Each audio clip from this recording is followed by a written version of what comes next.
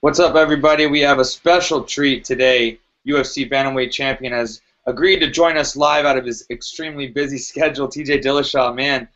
First off, congrats on becoming a superstar overnight with your huge dominant victory over Barao back a few months ago.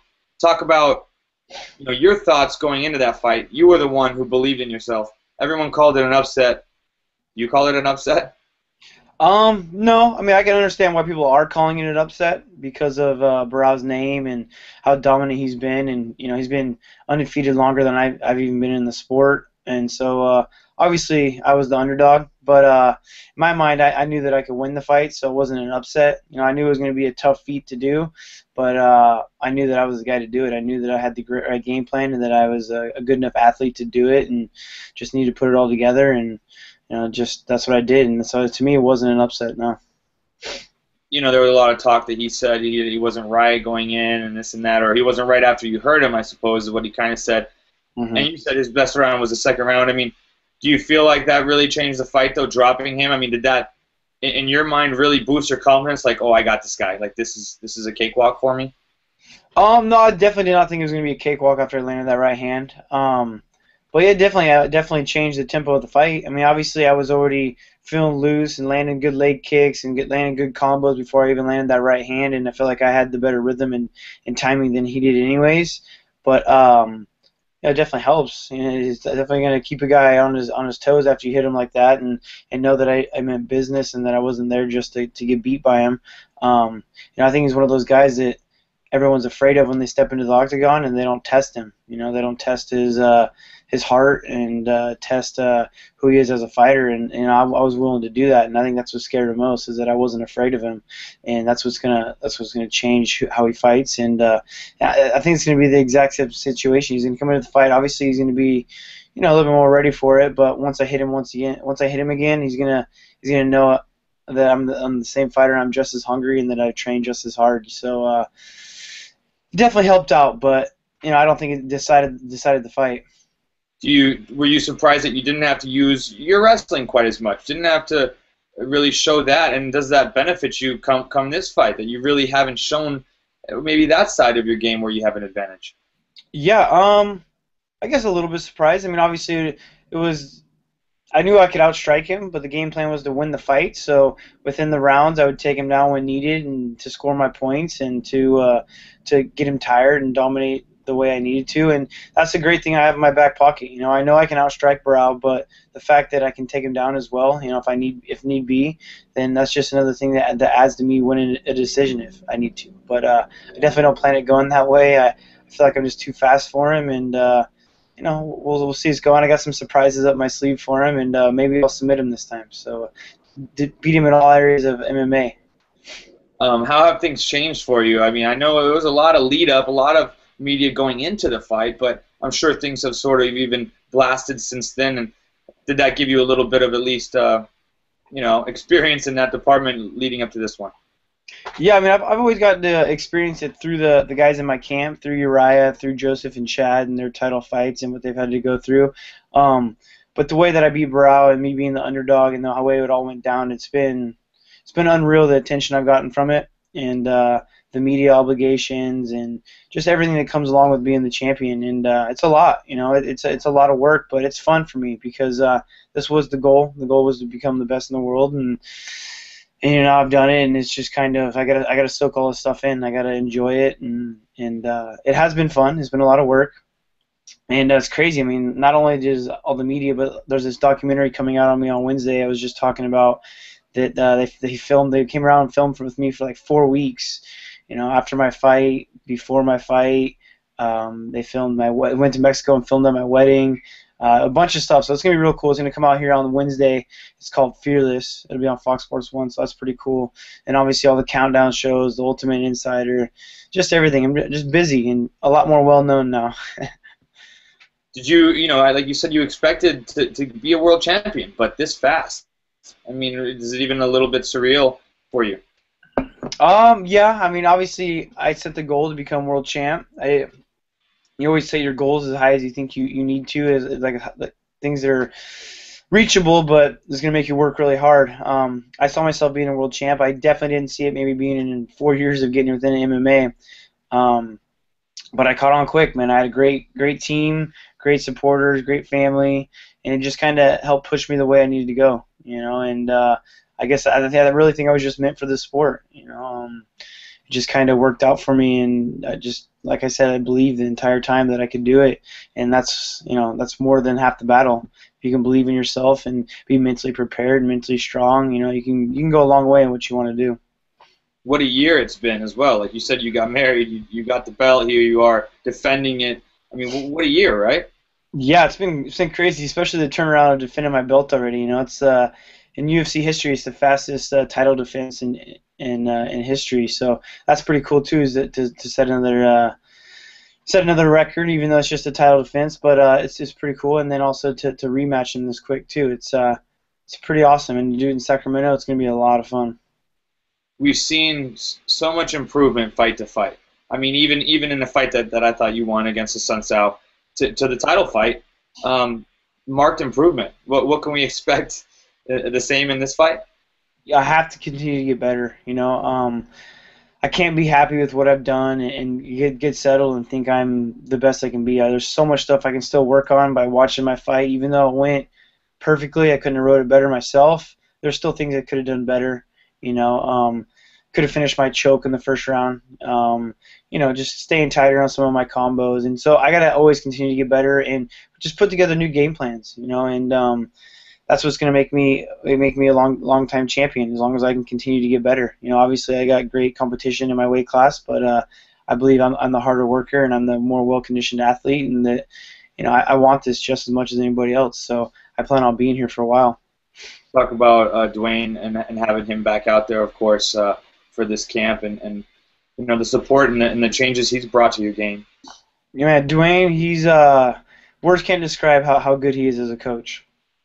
He's definitely, I found my niche in fighting, and he found his niche in coaching. He was always a great fighter, great kickboxer, but he's just on another level when it comes to coaching, and he cares just as much as I care about me winning. And for that, that's a key to success, is having a coach that cares as much as you do. He's in the gym more than I am because he wants to be there for me. He's moving his family out to Colorado to open a gym in Colorado. We found out about this instant rematch, and he moved his family out, but then moved in with me in Sacramento. And so he's splitting his time between me and his family, and I got to thank him for that, because it just shows his character and how much he cares about what I'm doing. And he's just a technical genius, man. I mean, his combos, he's got an affiliate system that he's been working on the last 7 years, that he sells to other gyms that they want to work on his combos or his technique, and he sends them technique videos. He does seminars at their gym, and just even that alone, like, that's like some of the best coaching in the world, just being one of his affiliates. So having him in person every day, watch my sparring and pick me apart, man, it's helped me out so much. I've grown so much as a fighter in the last year and a half. How is he as a roommate there for you? Yeah, he's OCD as being a roommate as well as he is a coach. Like, that guy is intense. I mean, he thinks of every possible situation in fighting. The same thing when he gets home, man. My laundry gets done quicker. The house is always clean. Like, anything that needs to be done, he asked me like 3 times if he could do it. He's actually a real good roommate. So I'm planning on not letting him leave. I might just lock him in the house. I saw something about you creating your own sushi roll. So yeah, that's what's going on now. We're getting our own rolls. Dude, it's amazing. I've had this sponsor, Mikuni Sushi, here at Sacramento. He's a big supporter of just local people in general, athletes and artists and whoever. He's just a really cool guy, and he sponsored me for a couple fights. And after I won the title and I was going to defend it here in Sacramento, he knew we needed to come out with a TJ roll, and I got to design it. I got to pick what I wanted in it. He taught me how to roll it, and now it's on the menu at a sushi, and it's seriously, not like to lie about it, but Mikuni Sushi is the best sushi I've ever had in my life. It's amazing. So whoever comes to Sacramento to watch the fight, you got to go to Mikuni's, and you might as well try the TJ roll if you're there. It's good. It's got some lobster in it. It's got some shrimp, some spicy tuna on top. It's all set on top like a guacamole. It's amazing. It's so good. I just had it actually last night. Sounds perfect. So you kind of created this concoction yourself, and we're like, just... Yeah, I got to tell him everything I liked, and and he got to create the roll for me, and now it's on the menu. It's pretty awesome, and it's a pretty clean, healthy roll, and so I can go and eat it whenever I want during camp too. Nice. And Yeah. speaking of Sacramento, fighting there, I mean, this is your new home, a place that you've really taken to. How exciting is it for you to defend the belt there? It's gonna be really cool, especially because I grew up like an hour and a half from here in a real small town called Angels Camp, and I've had a huge following through wrestling, and now obviously through fighting, and so my whole entire town is gonna show up for the fight. It's gonna be really cool. I just went home and showed off the belt and did a reception. I got a TJ Dillashaw day in Angels Camp, which is pretty cool, and I got like just got awarded a bunch of stuff back home, and now they all get to come to the fight, which is I'm pretty stoked on. And then Sacramento's, and it's just gonna get really loud. I'm gonna feed off the energy of the crowd. It's gonna be a lot of fun. Nice. It looks like Danny's on the card with you, so you got that, but you also got, the same support you had, I guess, out here, really, though. I mean, with all the guys kind of in your, cage side for you. Oh, Talk yeah. about the support of the team there, and just, how you guys have grown as friends and training partners. Yeah, Danny's on the card. We actually call him now. We changed his nickname to Co-Main, so it's Danny Co-Main Castillo, because he's always been on the undercard. He's always been complaining about it. Never gets the attention that he wants. And then I told him, man, to stick with it, keep working hard. He's been doing good, and now he's a co-main event in Sacramento, his hometown where he grew up. So we've changed his name from Last Call to Co-Main. So if you see him, you got to call him Danny Co-Main Castillo. But the support of the guys, it's awesome. I mean, I think we're the only team that is the way it is. We're kind of like a little family, a little brotherhood that we really care about how how each person does, and we show up to everyone's fights. We hold each other accountable to be in the gym every day for everyone's camps, and we have a lot of guys, so we pretty much never get a break, which makes each other better. But we don't get a break out of the gym. We don't get to take our fight, take a couple months out of the gym, and just go hang out because we have guys that are relying on us to get ready for their next fights. We got 7 guys in the UFC right now out of Sacramento, and then we have a ton of young up-and-comers that will be known soon. I mean, eventually they'll get their name out there, but we have so many guys, and it's been a great family. For me, it's just like another wrestling team. I went from wrestling in high school to a full ride scholarship in wrestling down in Cal State Fullerton to pretty much moving to me like another wrestling team up here in Sacramento. We've all been on a wrestling team that a lot of the guys like me, Chad, Uriah, Joseph, Danny, we've all been on big wrestling teams and have learned what it takes to become a champion through wrestling and to need a team for hard work. And so we just kind of added that to MMA, and I think we're creating something for a lot of teams to start following, to start a big care system. It's awesome. With that tough group and never getting a break, you need a break. And you said today you're taking a day off. How have you sort of implemented that into your training? Because I know you're such a hard worker, you're such a go-getter, you almost overwork yourself. How important is it now, to make sure your body's healthy and take that time? That's a big thing that I've learned being up at this camp as well with Uriah and all the guys that have been here, is how to peak your body. I mean, I work hard all the time, and it's kind of funny, the closer you get to the fight, it's almost the less hard you work because I'm already in shape. I want my body to be fresh going into that octagon and hungry to fight. If I were to continue the pace I did 8 weeks ago, I'd step in the octagon and feel like another morning practice of sparring. I'd be like, gosh, don't really want to be here. I'm too tired. But now that I'm about a week out, it's time to do 1-a-days and peak my body and just stay fresh and lose the weight. Which, lucky for me, I haven't even had to start yet. So it's just kind of getting ready, getting mentally ready. You can work out mentally without having to kill your body in the gym physically. So I just got myself a new black eye the other day in sparring, and it's time to let that heal up and to feel fresh for the fight.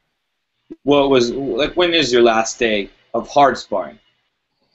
Leading up to the fight. I did a little bit of light sparring yesterday. It was like, well, me and Danny call it light. Dwayne tries to make us go 50%, but me and Danny always try to get the better of each other, so it turned out to probably be like 75% sparring.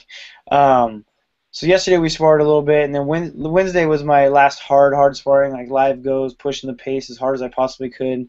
And after that, it's just kind of working on technique, doing a lot of drilling, do some decent grappling here and there, but nothing to get hurt. This is the time where you want to stay fresh. You don't want to get a new cut or anything that's going to pull you out of the fight. So it's It's all about being smart and just going through the motions and drilling the things that you've done the last 8 weeks for camp. Beautiful. I got a picture here, courtesy of Wrestler Inc. Shows all the UFC champions. Yeah, that's awesome. 6 of 8 of them are wrestlers. That's so cool. You're about to be 7 when Mendez gets that belt too. There you go. So, I mean, talk about that. Is wrestling the most important discipline, and the most dominant discipline in the sport, and just talk about how all these guys are champions. It seems like it doesn't lie. Yeah.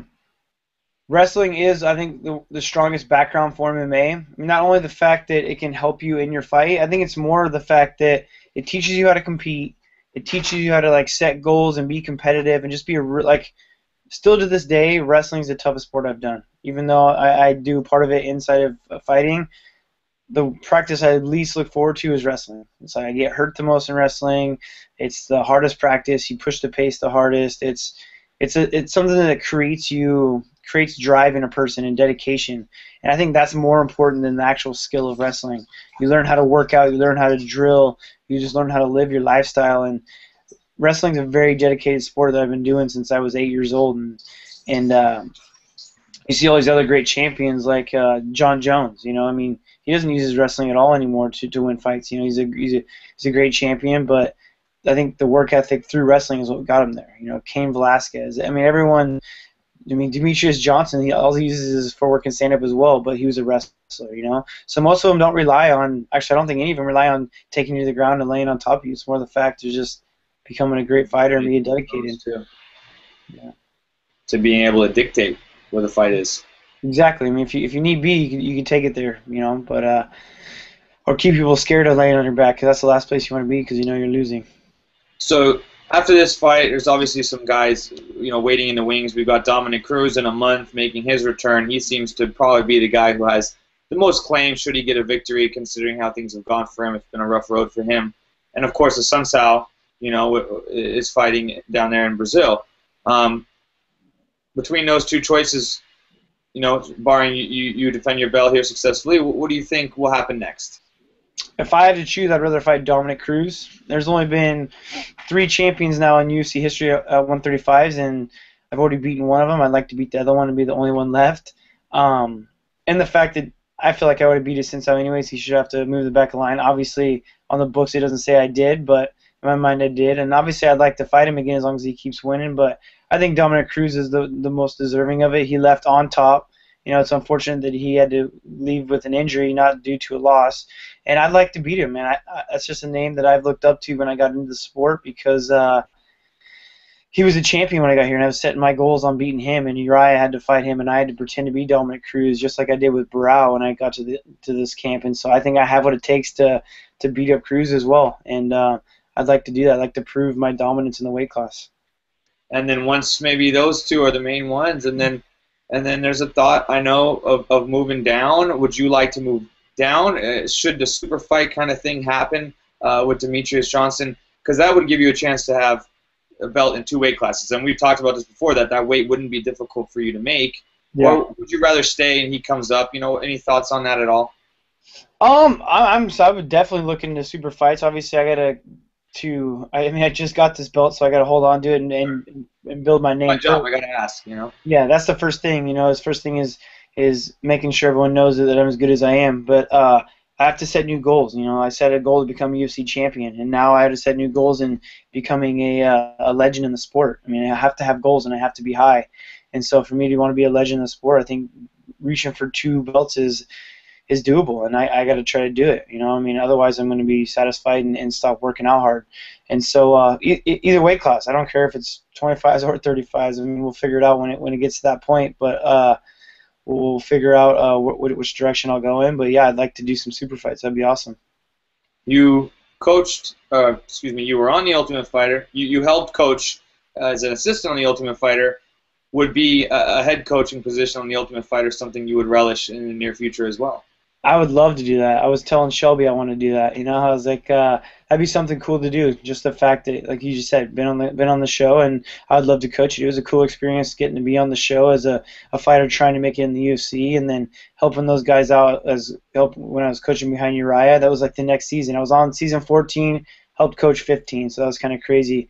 but I'd like to have my own team. I'd like to go through that process. It's a lot of fun. It's a lot more fun being a coach than it is a contestant.